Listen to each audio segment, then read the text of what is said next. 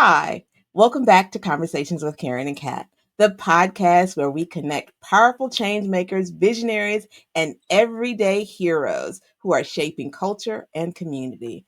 I'm one of your hosts, Karen Scott Green, And I'm Kat Hardrick. and we are here today with Ariel Fristoe. Ariel is a national leader in community engagement and business model innovation in the arts. She is the founder and artistic director of Out of Hand Theater, a groundbreaking organization that works at the intersection of art, social justice, and civic engagement, right up our alley. Her company has been recognized by the New York Times as one of the best theaters of the year and has won the Bloomberg Public Art Challenge and the Governor's Award for the Arts and Humanities. Ariel also leads Emory University's concentration in arts management, has been published in American Theater Magazine, and even has a Harvard Business School case study written about her company's innovative model. In 2025, she received Emory's Entrepreneur Award and the Research Impact Award for the Society of Arts Entrepreneurship Education. Ariel is one of Georgia's most influential and powerful leaders, and today she joins us here as she's transforming communities through art. Woo! Ariel, thank you. Welcome to Conversations with Karen and Kat. It is a pleasure. It really is to have you with us. First thing we have to know is what inspired you to create Out of Hand Theater, and how did it evolve into this national model that business schools are writing about?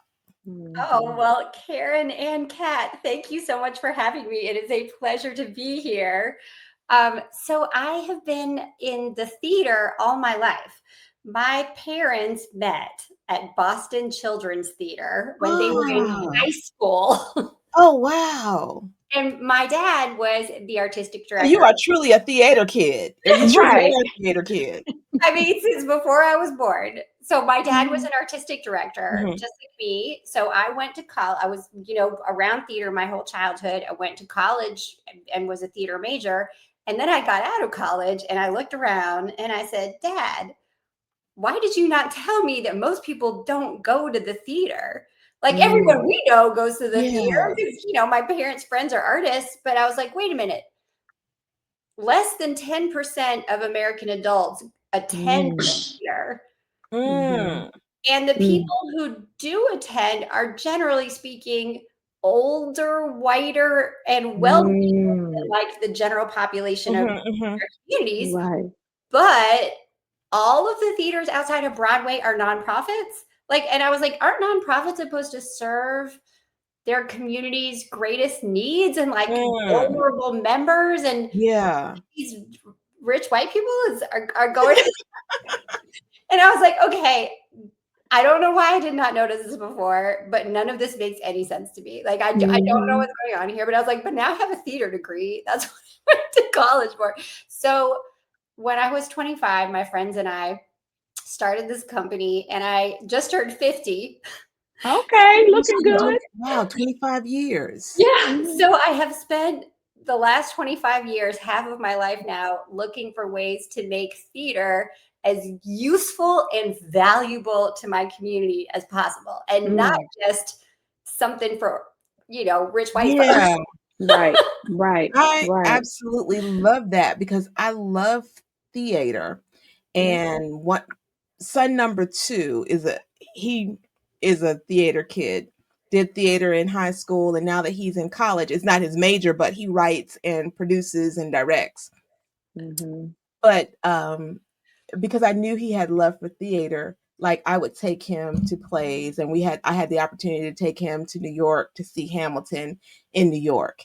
So I've tried to instill like an appreciation for the arts with my children. And when they were small, I would take them, even when we lived in Florida, I would take my oldest son, I used to take him to the Children's Theater in Fort Lauderdale. No, it was in Pompano or Fort Lauderdale, one of the two. Just so that they can have exposure. Now, what you do when you get older, that's on Right. you. but at least have an exposure to the arts. And I was broke, so I would catch like matinee shows, and the children, Mhm. we would go on Saturdays midday where the shows were like a couple of bucks. And, but having that access and just being able to appreciate the work that goes Mhm. into the art. And I wish it was something that was more affordable for more people. Mhm. Yeah. I think I cannot what's sister girl name? I'm so sorry. She Morrison. Toni Morrison? Toni Morrison, one of her lectures, she talked about how it was very crucial to protect the arts, Yes. to Yes. protect the artists, because through your lens, that lens, you're able to express so much truth and fact through the art. And you guys are so creative and expressive, and a lot of our information comes from the Mm. arts, and it connects to so many people across so many generations, so many classes, so many cultures, and it is the best way to communicate, in my opinion, information through the arts. And I know, in learning about your wonderful company, and what you do, it was one of the in-home theater programs that you offer. And you have a ton of programs. I would like for you to dive into that, but start with the home theater. Okay. So I love what you just said about the power of the arts and what they can do, because Mhm. Kat, that is exactly what we are trying to do with the arts. Mhm. Is so with our shows and homes and with all of our programs, what we do is we try to take important community issues, Mhm. and that there's data out there. Like there's so much data out there on things like racism and homelessness and education and economic mobility and just there's a myriad of really important community issues, and yet we have not solved those problems. Like, Mm. when we have all this data, we should have already solved them. And so I think that's where the power of the arts comes in for us, is that we can take that data and turn it into an entertaining, emotionally engaging story that will Mhm. make that data sticky and memorable, so that it Mm. Mhm. will in a different way that the numbers you wish they would reach people on their own, but they just don't. So with what our shows and homes, what we do is every year we do community listening sessions. We ask community leaders, what do you think the most important issue is for us to address this year? This is one where we get to choose more than some of our other Mhm. programs.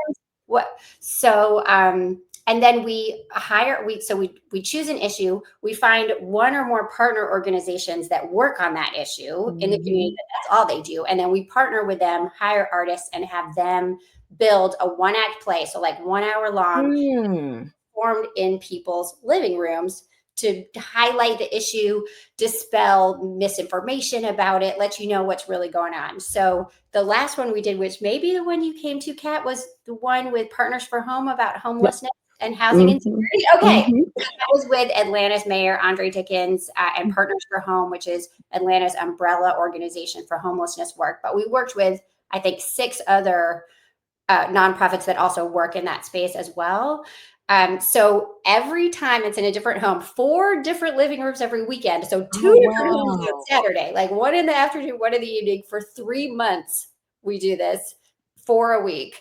And you go to someone's home and you are welcomed by the guests, and there's a cocktail party, and you sit down and you watch in somebody's living room, 30 chairs, a one-act play about a community issue like homelessness, and then there's a conversation with somebody from Partners for Home or another organization that serves people experiencing homelessness, where they talk about the data and the issue, and you get to ask questions about, like, Mhm. well, what does that mean, why is that way?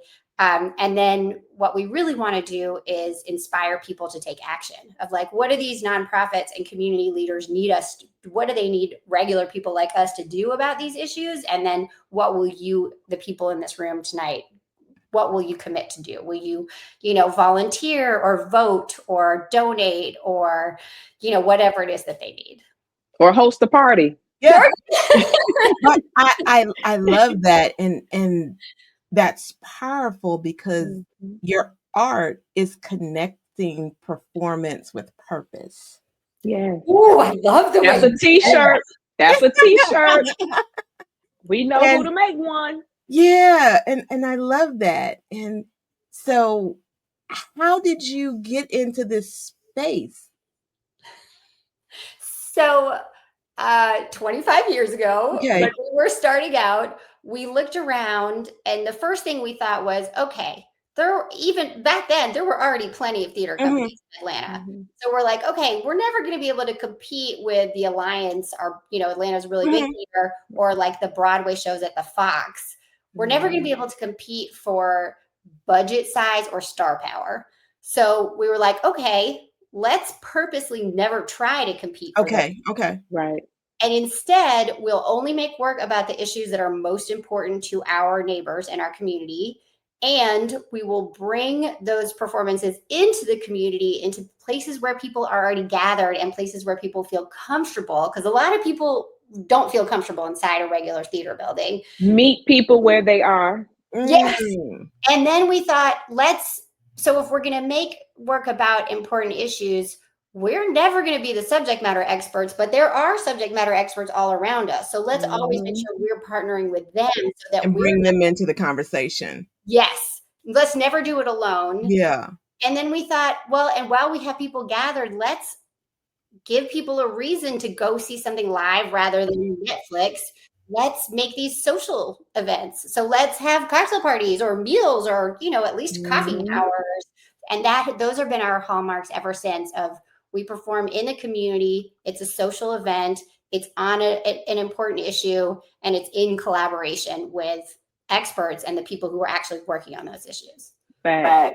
So did being recognized by the New York Times and winning awards, did that change your work in any way, and did it bring money? Yeah. That's what I was. That's an important question. Let's keep it real. I'm loving that. All right. Did it bring I money? need to know that part. Yeah. Well, it's nice to be recognized, but it's also nicer for your program to be able to sustain itself. Yeah, and it's interesting because a lot of community engaged theater does not use professional artists. A lot of times it's actually community members who are writing or acting. So when we talk about our work, often people assume oh, it's not professional artists. And we're like, no, I mean, we love that kind of theater too, but actually we hire really good quality professional artists, which is how we could get on, onto a New York Times best theater list. But we had to do it on a really small budget for the first 15, 17 years. Wow. Yeah. I mean, it was under $500,000 a year, our entire organizational budget. And it was right around the time, right before we got the New York Times Award, was right around the time. I'll tell you honestly, the truth, ladies, what happened is that I used to work with my husband, and then he took a job. We're still married. The marriage part is great. But he took a job as a full-time professor of theater at SCAD here in Atlanta. And so I was left alone to run the company. And he was like, that was always what he wanted to do. And I was like, oh gosh, what am I going to do? And then I was like, I know what I'm going to do. I'm going to grow. I'm going to get out there and I'm going to pound achievement. I'm going to meet decision makers, and I'm going to go to networking events and do leadership programs, and I'm going to go after funding. And so I was doing that. And then the New York Times came around, and it was like, oh my gosh, this is the perfect storm in the good way of we exploded, and we are now, our budget is, oh gosh, 6 times bigger than it was. Wow. Before. So now we are one of the largest theater companies in Atlanta by revenue size, even though we don't have a building called a theater, and all we do is community collaborations on community issues. Now, so what is your staff like? How many people are on staff? So I think we have 8 full-time, and then a couple part-time, and then also artists. And we hire a lot of facilitators for the conversations. So, you know, we're still not huge, but like for a long time we were 3. So Oh, wow. If you if ever we need need to. facilitators, Karen and Kat. Okay. That's right. That's right. You Half know, jokingly. Go ahead, Kat. you touch on a lot of social issues. Do you have any personal experience that what touches you personally to make you really focus on these social issues that make you really want to drive the point home and get people to get out here and do something about it? Yeah. So I'm so glad you asked. So in the early days, like the first 10 years of Out of Hand, we were kind of open to any community issue.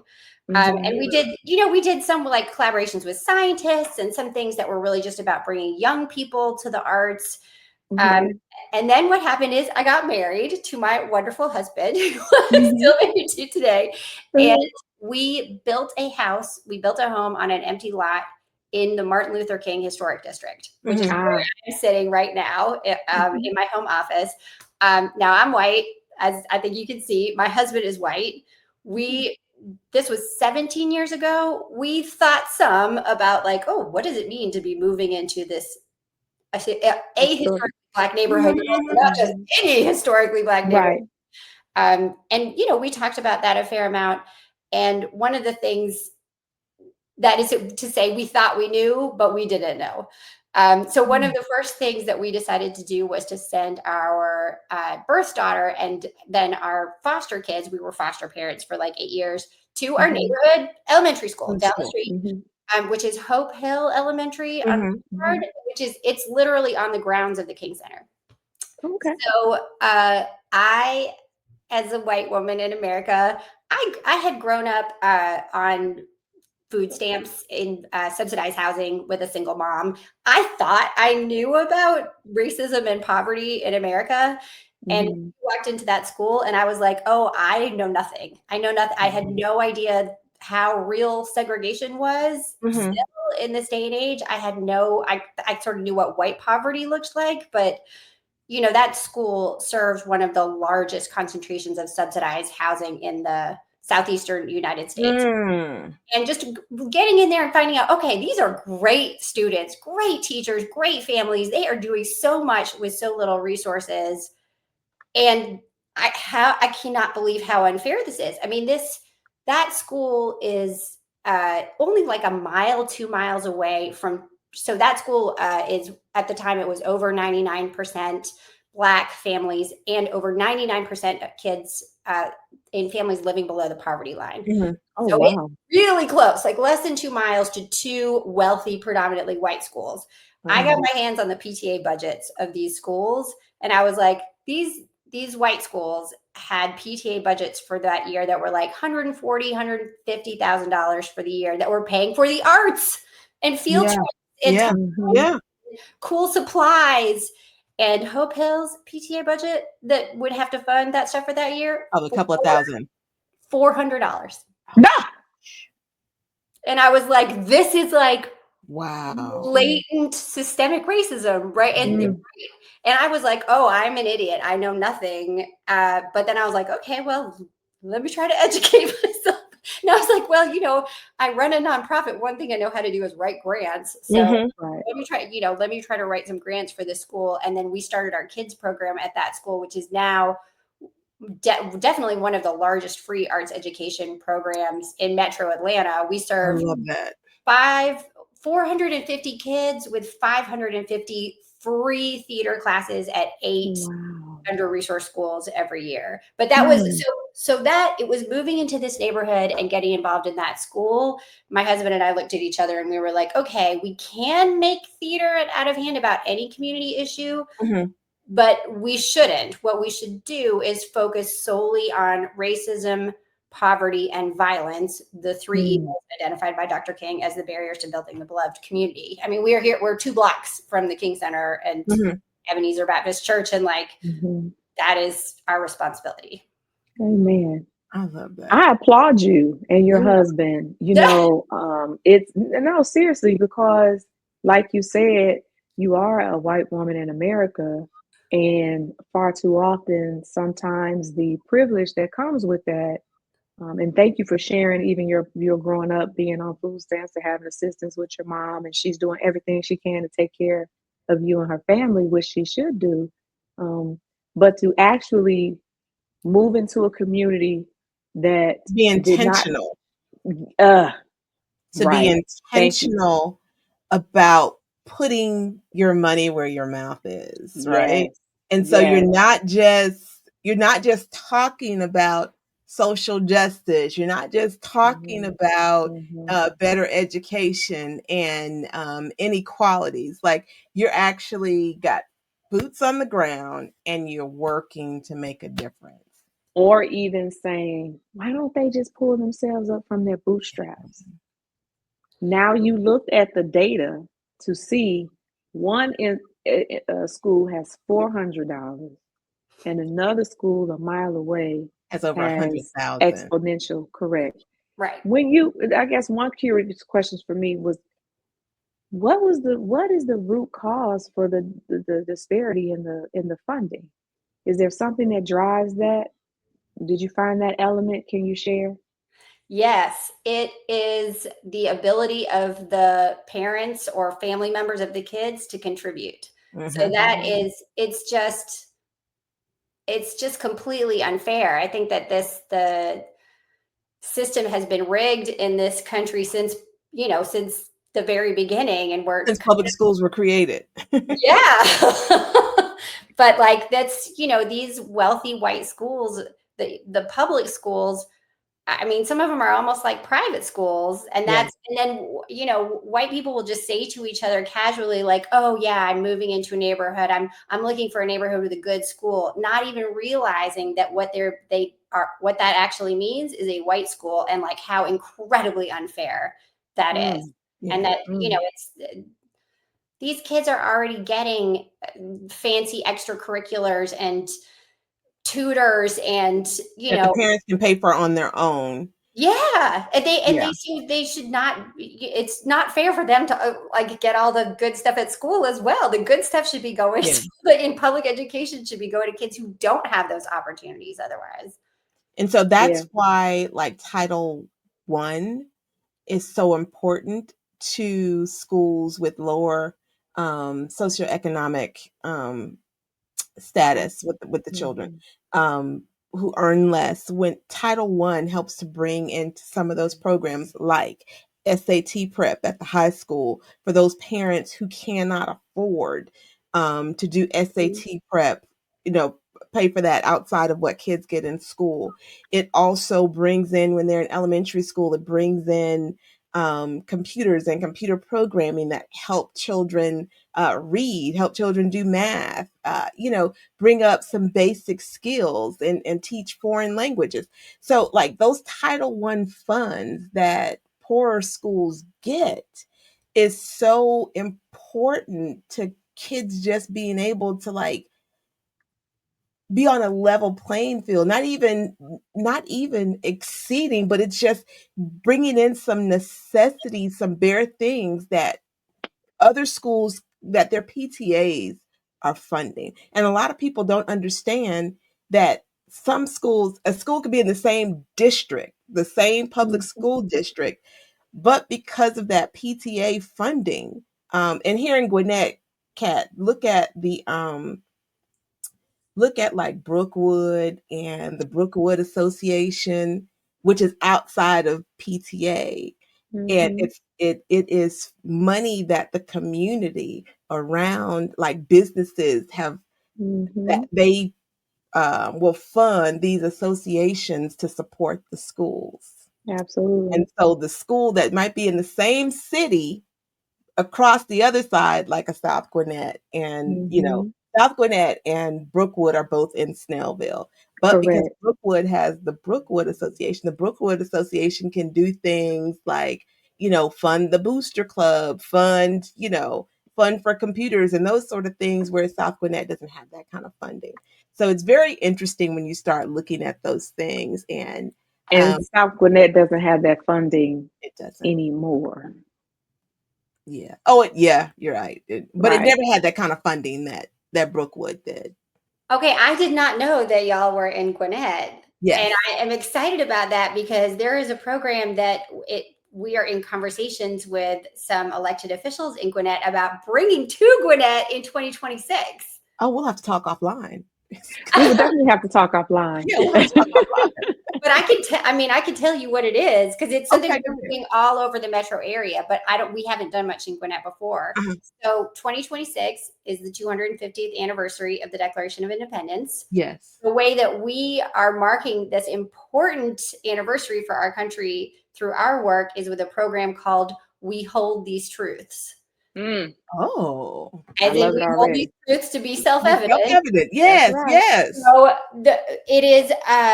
it's a program where you watch a 10-minute play about one aspect of the American experience, and then you share a meal with like 8 or 10 other people at each dinner table, Mhm. and you have a conversation with a small group of people who may look, live, or believe differently than you about your truth. So everybody's Mm. invited to share what is your experience of American democracy, past and now, and then what are your hopes and dreams for the future of our country?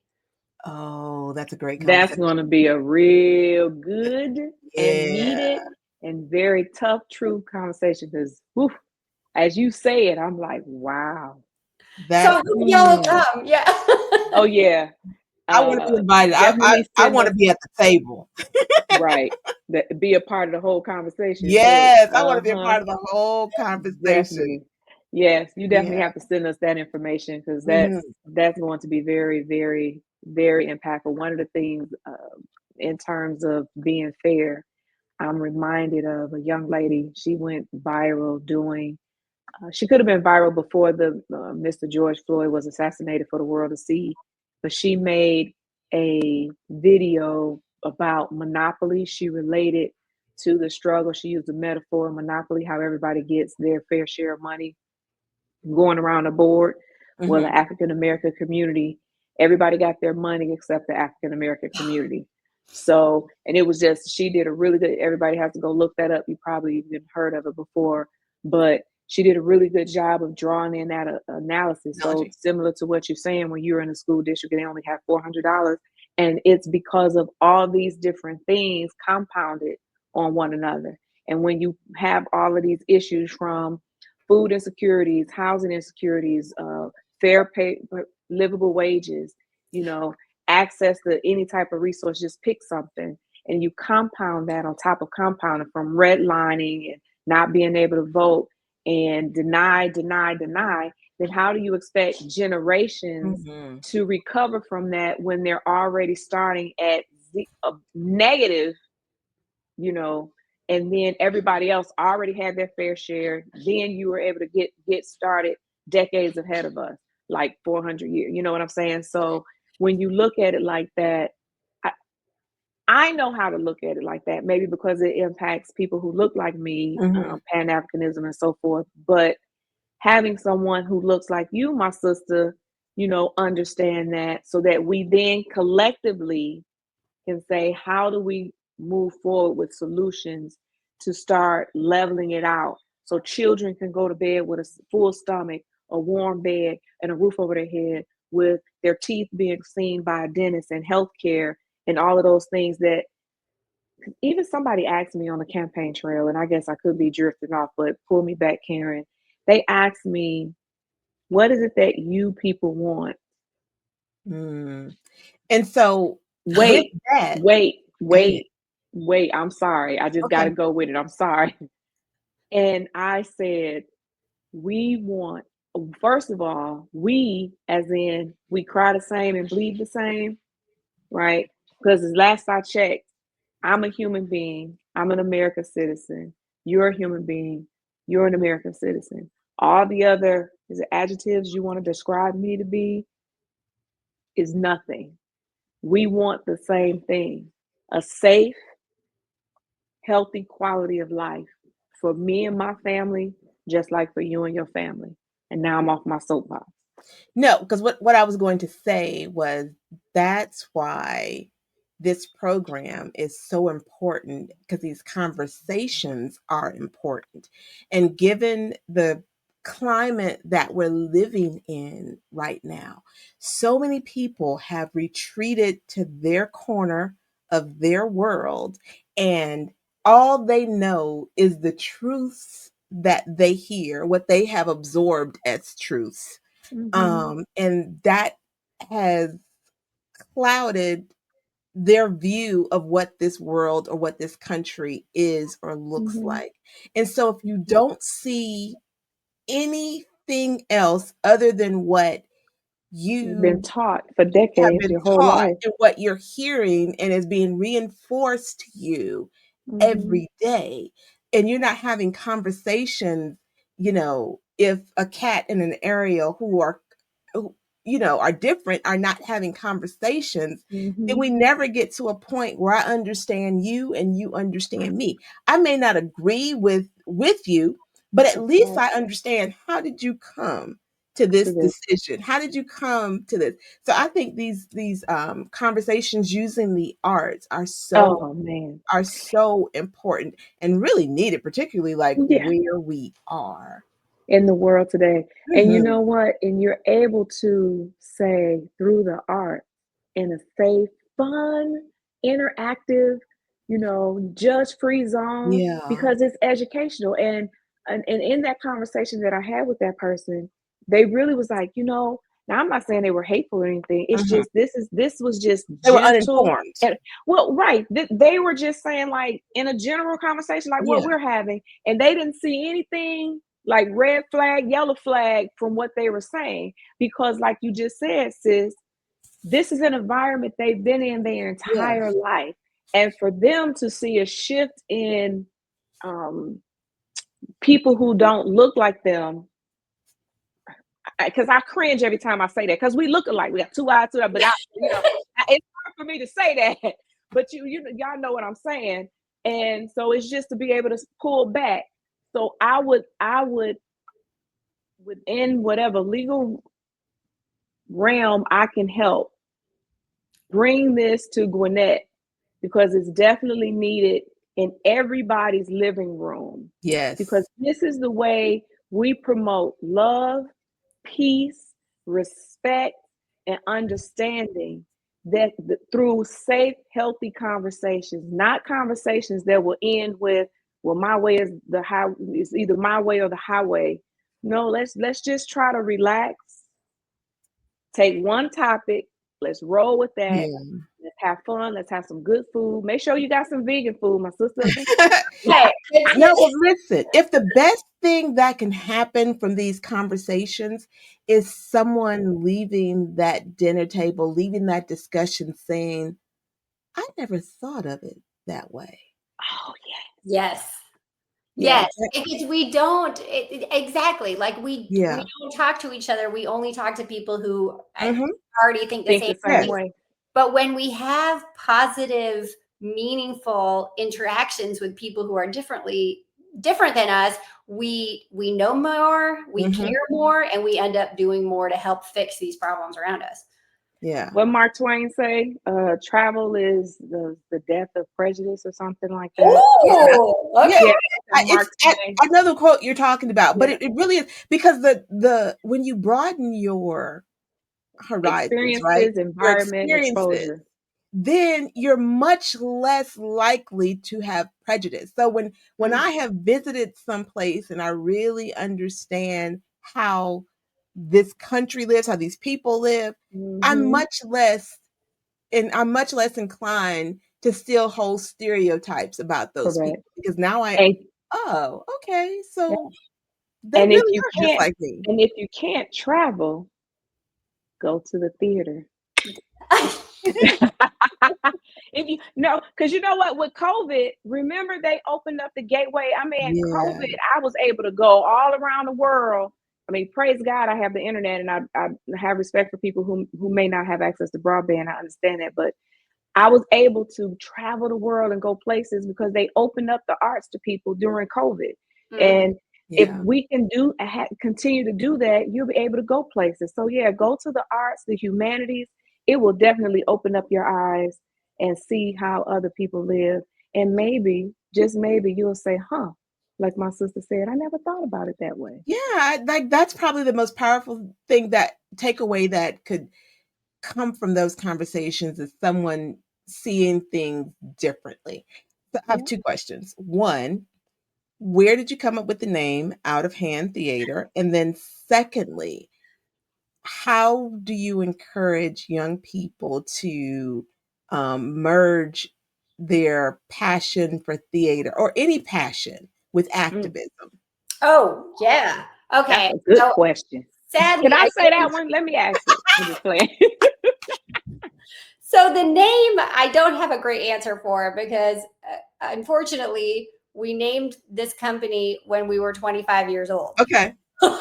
So we at the time just thought it sounded cool, and the idea Out was of like, hand. it doesn't happen in a theater building. It's not Mhm. like a regular thing on a stage.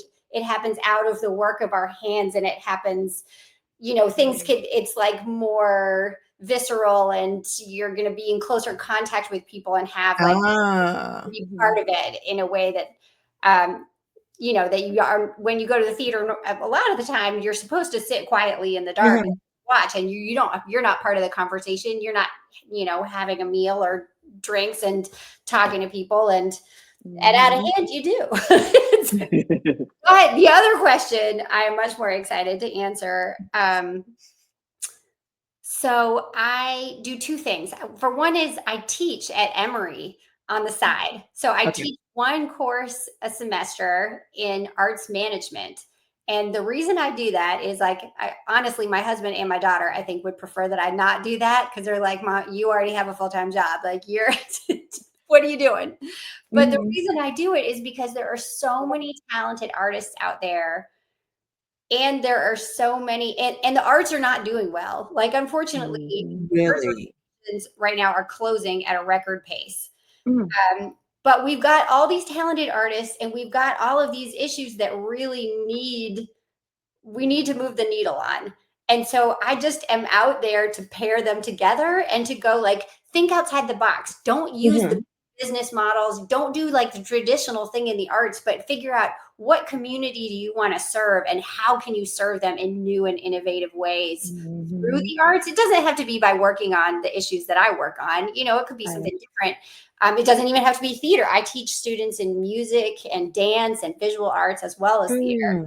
Mm. But I try to inspire them to go out there and just, dream up something new and wonderful, that's a new way to think about how nonprofit arts organizations can serve their communities. And then at Out of Hand, we have a whole program that's called the Community Impact Lab, Mhm. where Mhm. we train arts leaders, artists, and activists to go, let's teach you about arts-based community engagement, give you some definitions, best practices, examples Mm. from around the country, tell you what Out of Hand does, but also, then more importantly, let's give you assignments to go away and come up with your own ideas and your own programs, alone, in groups, at your organization, or just, with your friends, and then empower you to go out in the world and do your own work. I love That it. is So amazing. what are all the components of Out of Hand Theater? Okay, so we've got the shows and homes, which we Okay. talked Mhm. about. We've got the Community Impact Lab, which Mhm. I just mentioned. We've got Creative Kids, which is the kids program that started at Hope Hill Elementary School. Then we also have equitable dinners. So we hold these truths as an example of our dinners. Okay.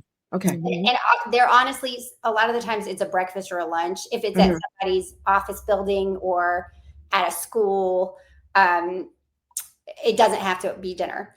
And Okay. then what am I missing? Oh, and then we have one more kind of bucket of programming, which is our community collaborations, which are Mhm. custom programs that we make for partners, Mm.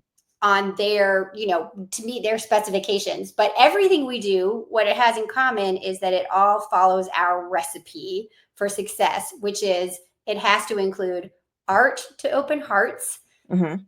information to open minds, and conversation to inspire action. I know Yes. that's right. Hey, we were in there somewhere. Yeah, Look. I love it.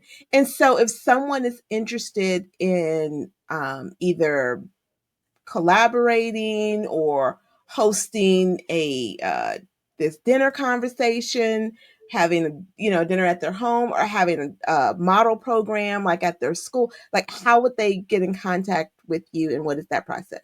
Yes. So feel free to contact me directly. My email address is on our website. It's Ariel at outofhandtheater.com. And here's my phone number I see right before my eyes. And also, if you don't want to reach out to me directly, if you go on our website, outofhandtheater.com, you'll see there are also forms you can fill out on our website that are, I want to host a performance, fill out your information, and then somebody will contact you.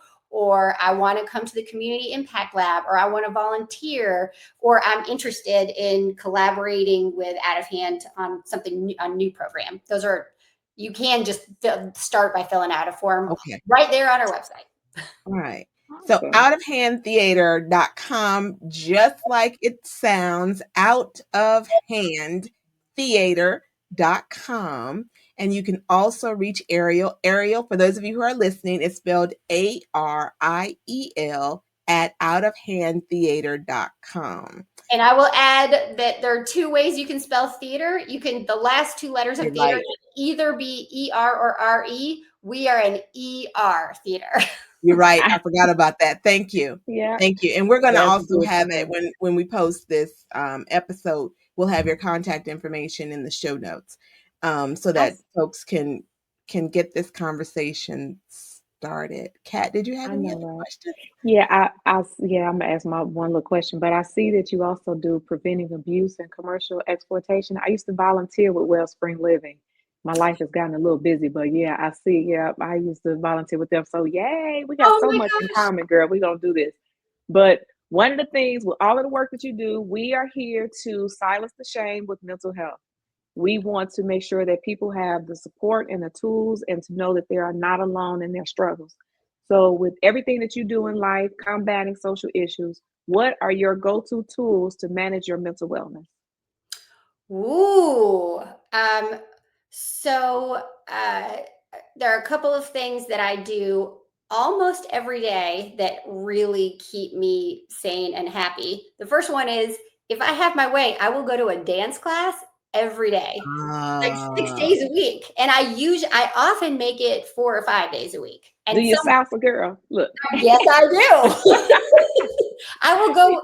I mean, I haven't actually been to a ballet class, but I'll go to most other kinds. And I might try ballet again someday, but I haven't done it since I was a child. The other thing is, I try every single afternoon in the middle of the workday to take like 20 minutes to meditate. That really helps me.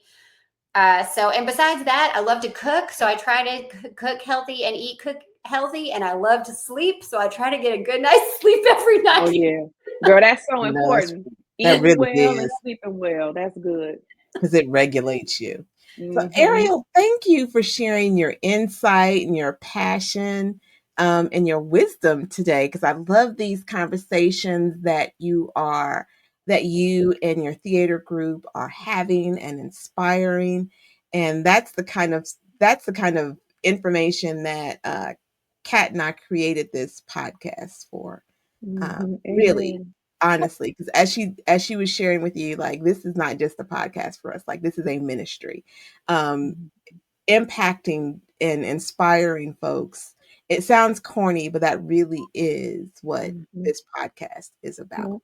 Amen. Thank you. Thank you both so much for having me. This was a lovely experience. So to our listeners, make sure you check out outofhandtheater.com so that you can be in on the conversation. And as always, we thank you for joining us on this episode of Conversations with Karen and Kat, where we are impacting the world one conversation at a time. Woo!